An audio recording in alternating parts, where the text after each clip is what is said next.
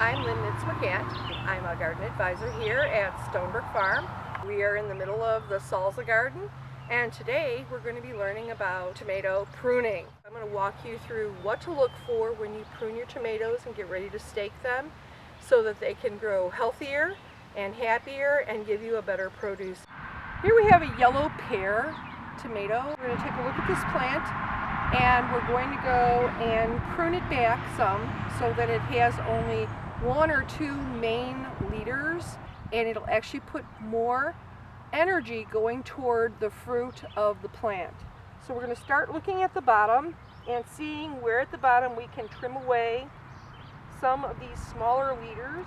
As you can see, on the bottom of your tomato plants, you're going to start to see roots coming out. Whenever you start to see roots coming out, you're going to want to add some soil, because however deep they're buried, they're going to produce roots off of their stem. So we're going to continue up each of the plants and we're going to look for any suckers that we see that don't have any flowers on them. You want to make sure you keep some really good green leaves, because that's how your plant gets all of its food from the sun. Don't be afraid to trim out any of the bigger ones, bigger suckers, because as long as you leave enough green on the plant in the leaves, your plant is going to be getting enough food from photosynthesis. And once it's done, you can see that the plant is very different from what we started with.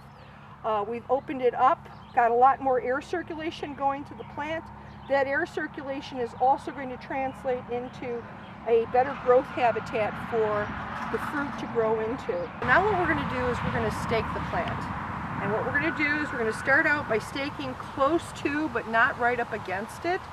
And we're just going to push down. And the reason we can push down is because we have raised beds here out at Stonebrook, actually mounded beds. And we have lots and lots of soil that's been loosened below. And this stake is pretty well in there. It's not going to go anywhere. Push it down until you can barely move it. And then what you're going to do is take a piece of either very thick jute cord or twine, or you can actually use old nylons are good for this.